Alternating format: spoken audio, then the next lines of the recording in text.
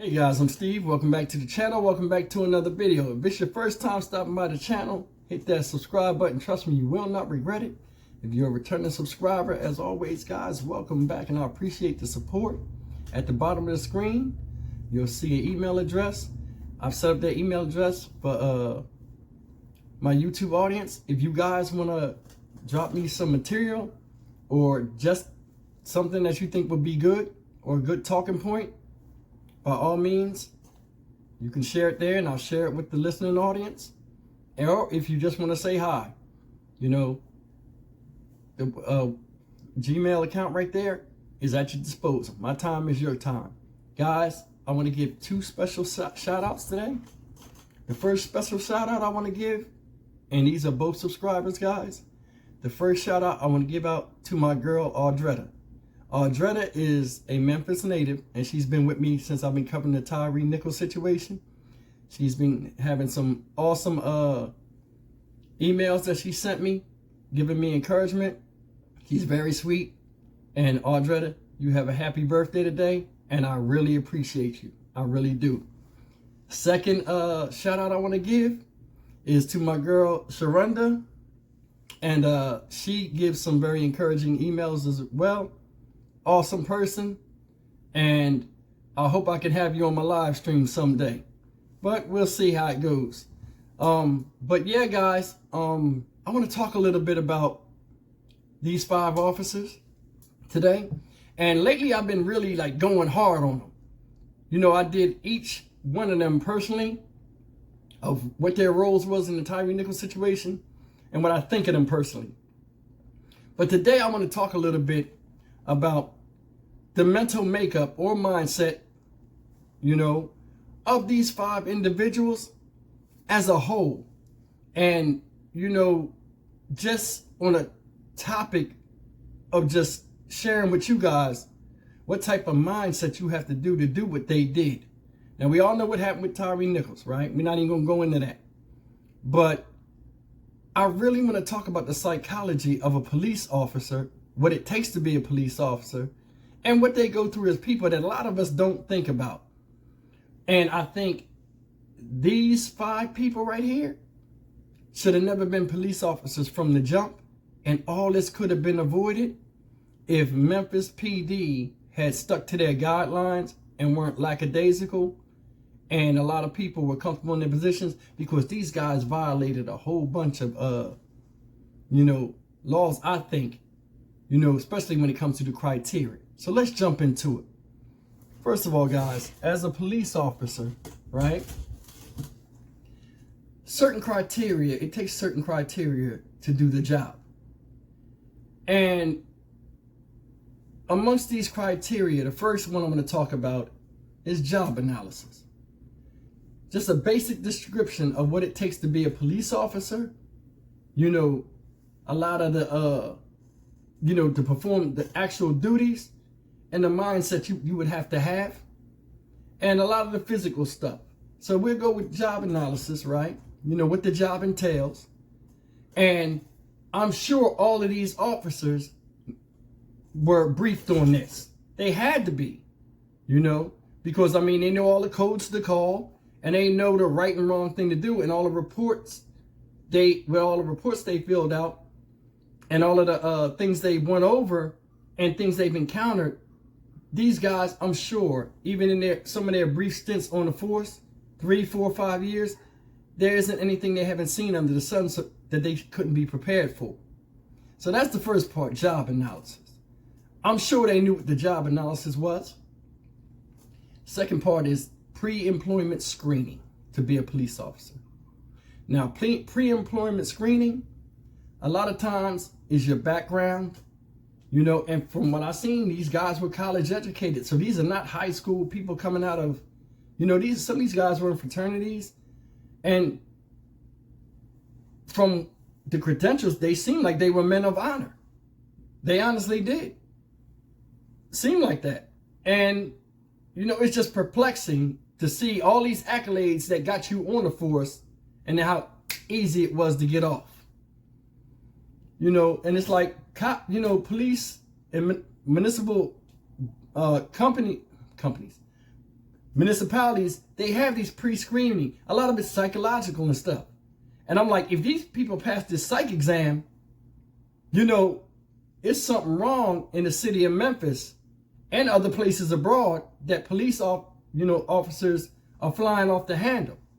And I know that each police force, and you guys can validate, correct me if I'm wrong, to my knowledge, they always have a psychologist or something that's there, because a lot of police officers deal with what? PTSD. You don't have to be in war to have that. And remember, a lot of these guys are war veterans, you know, or just standard, you know, military veterans that have suffered from PTSD and they've never gotten treatment for it. And let me say something real fast. A lot of police officers nowadays are military trained, usually out of the Army and the Marines. Now, I'm an Air Force veteran. You know, I was a C5 mechanic. So I was basically a mechanic when I was in there. But, you know, a lot of these jobs, when young people, young people listen to me, a lot of these jobs you do or you pick when you go in there should be skill oriented. Because a lot of times when you go in there and you pick infantry, or you think being in the military is all about shooting guns and all of this stuff and riding on tanks, when you get out, that job, the job that you were doing is no longer valid in society. So what choices do you have? Jobs like this, where it's a risk of shooting someone, and it's a risk, and police jobs are more almost like the military, with, you know, taking prisoners and things like that. And that's why these jobs are filled with military personnel. So if you're going in the military, a lot of times you need to get something that's a skill other than just firing weapons or anything like that, because you can be reduced to jobs like this. And I'm not saying a police officer is a shit job, because they are needed. You know, they do stuff I can't. So it's not fair for me to sit up here and bash all police, or just seem like this channel is currently about bashing the police, because it's not. But that's the second part I'm going to talk about, pre-employment screening. And we'll get back into all this. Third thing is specialty assignment evaluation, right? Meaning these Scorpion group units and how these people recruited to get in there. Like, they use a lot of criteria to hire you as a police officer, but do they do a lot of criteria when they saying that you can be accepted into a special unit? Because that should be an honor for certain officers that have shown exemplary policing, you know, in a good way. But I think a lot of times these specialized groups, they take a lot of people for the wrong reasons. They make a lot of arrests. They're big. You know, they're kind of aggressive sometimes. This whole bulldog mentality, they usually recruit, you know, the supervisors like certain officers. You could be one of us, you know. And once again, these specialty groups, that's why they're trying to get rid of them now across America, is because they're almost like how, you know, SWAT is. SWAT has a name like, yo, that dude's in the SWAT team. So it's almost a prestigious position, and sometimes it plays a role on your ego. And these specialty units where they wear masks and hoodies and stuff, it's already telling them, hey, we got a sense of secrecy, so we're different than police. And it gives you this, you know, it just takes it to another level sometimes, such is the case with these gentlemen here. The last thing I'm going to talk about is fitness of duty evaluation. That's the fourth evaluation, you know, or criteria, you know, with you know, being a police officer. As you can see, these guys were out of breath fast. They couldn't even chase Tyree Nichols, and he was already beat up when he ran away. He was injured. And it's like, when I say fitness for duty eval, I mean physically, mentally. Are you handling stress of being a police officer well? Because it is a stressful position, guys. We got to admit that. Emotionally, how are you holding emotionally? Can you take pressure? Can you take people yelling at you? And you've been in that position before, but you know, everybody has breaking points. People are human. And are you able to just perform all three of those duties and still go home and sleep at night? And that's the hard part. These guys put these uniforms on and they turn into different animals, and then they take them back off and go back to reality and try to go home and cope with what they've seen on an 8, 10, or 12-hour shift. And we got to take that into consideration. But I just wanted to name that real quick and get back into these guys, because I'm honestly thinking, especially with Hempfield, if peer pressure played a major role in when they were in the Scorpion team. You know, guys, we know this. It's a lot of bravado and testosterone running around, flying around when you're out in the street and you're kicking ass and taking names like these people were doing. And guys jaw jack a lot with each other. You know, we laugh and joke, we tease each other about something that happened out there. Oh, you were scared. Oh, did you see him fall? Oh, man, you weak, and all of this other stuff. Schoolyard shit. And it's normal. It's normal. We did it in the military. And it's just a normal way of life. Guys connect with each other. Ladies, if you don't know this, by insulting each other. That's why we crack jokes and say some of the most craziest stuff to people we know that are males. And it's just life. But you think about it. They all were aggressive towards Tyree when he got out the car. And they all were just punching him like it was like normal stuff. So you know it was an ongoing thing. They weren't getting supervised. Nobody was chastising them. Unless they what? Messed up on paperwork. Only times they were getting caught. Think of all the times they put hands to feet on people. Punched them in the face. Beat up people. Ripping the girl's arm out the socket. If he had filled out that that letter of force, Demetrius Haley, when he ripped the girl's arm out the socket, he would have never got caught. Think about that. They so hell-bent on hurting people and acting stupid and suppressing, oppressing these neighborhoods that they couldn't even fill out basic paperwork because it was like a normal everyday occurrence. They would just forget and they would get caught. 4 out of the 5 had reprimands, verbal tongue lashings or write-ups. And a lot of these officers wasn't on the force 5 years. And it's like, damn, I mean, what's going on? Justin Smith crashed his car and hurt somebody. And he's not the only one that got in car accidents. I wonder if peer pressure played a role, especially when I say with Hempfield. Man, was he trying to just show he down with the brothers and he can dish punishment out because he's fat? And most of them guys are fat too, but they're bigger guys. He just wanted to show he belonged. And it's just one of them things you got to really think about. What goes into the psychology of them that they can beat a man to death like that? Beat on a man that long and keep saying, put your hands behind your back. And like I said, they kept saying, put your hands behind your back, and his hands were there. You could have threw a cuff on his hand multiple times, especially you, Emmett Martin.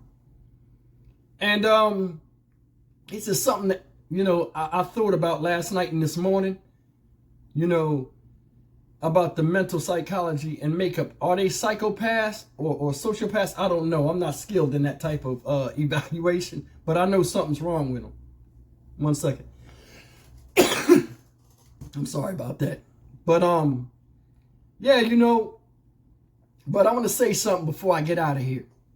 And I want to hear your guys' comments on the stuff I just covered, because I think that would make an interesting talking point in the comments section, because you guys communicate with each other. And I try to run my channel to where everybody has a voice, and we should conversate and have dialogue in the comments section or in my emails. And I appreciate you guys for responding. But I'm going to say something about police stuff real fast. In defense of police. I see officers as people. They have the same struggles, same difficulties, and same situations in life as everybody else. A lot of times, if you see a cop in a restaurant or something like that, or just a neutral place, and you speak to them, you can get a sense of what kind of character somebody is. And a lot of times, they be cool as hell. So all police are bad, I don't fall into that. I had friends that were police, and they were just like regular people outside of uniform and inside of uniform. Another thing is, you got to take in, like I said, police are people. Officers often battle. They often battle things that we battle, but a lot of times it's on an elevated scale. And that's what makes me think about these guys, what they were going through. Sometimes, guys, police officers, they're human. They suffer from fatigue, chronic stress, and everyday problems. You know, citizens do. That's why, like, I had a hard time of how, you know, in a snap of a finger or a stroke of a pen, any officer can turn him back into a normal civilian citizen. And to have lack of empathy to hurt one, that was my biggest hang up. You know, another thing, and this is a big one, guys. I want you to understand something. And really think, this is, it sounds like nothing, but it's deep if you really think about it. Police officers are seen two ways: as a hero or as a villain. Such is the case right now. These guys are seen as villains. In their, you know, we see all the time on TikTok and other places where we see police do some heroic things. Jump into a lake full of alligators and pull somebody out. City of Memphis, you remember what, last week, Valentine's Day, a lady tried to drive her car into a pond that was in Atlanta, I'm sorry, and commit suicide, and Good Samaritans called the police and tried to stop her. She was revving the car and everything. The police went up there, grabbed her, broke the window, grabbed the girl, snatched her out the car, took the keys from her, and held her and stroked her hair and told her, hey, you're going to be okay. These are random strangers. And, you know, the police showed the human side. So, I mean, I thought that was a good thing. And I got a lot of videos that you guys send me where police do heroic things. Babies are choking. They're doing CPR and stabilizing them until the EMS gets there. You know what I mean? So it's good things police do. But I mean, they're also vilified a lot. And a lot of times, like I said, with job analysis, I think it varies from place to place. Because in a lot of places, police can put their hands on you and punch you. I didn't know that. And long as it's in soft tissue areas. Like the situation with Latinka, right? The girl that got punched in McDonald's. The police are allowed to punch people. They had a press conference and the guy said, hey, we can punch, but we can't punch to the face. And that's where that officer was wrong. But just having that ability to physically hit somebody can make you loopy, because in a time of stress and chaos, you don't know when you're going to let that hand go, especially at the safety of yourself, you know. And all in all, guys, it's hard to wear blue when your skin doesn't match it. You understand what I'm saying? And what I mean by that is this. I'm trying to collect my thoughts. What I mean by that is under the color of law, everybody individually handles situations, whether it's physically or verbally, differently. Whether they're defending or offending someone. And a police officer is no different. Now, when you put that uniform on, you know, a lot of times, a lot of, you know, honor and prestige go into that. When you put that uniform on, you're no longer yourself. You're representing the city and the state of where you're from. And you're protected by the color of law. But with that color of law, you're also supposed to uphold it. And the reason why I brought up color is a lot of times when cops are together, they don't see each other as black and white. They see each other as officers. So when somebody calls for backup, they don't say, hey, a black officer's down or a white officer's down. They're going to respond en masse regardless. So a lot of times, the reason why I say you can't, it's hard to wear the color blue.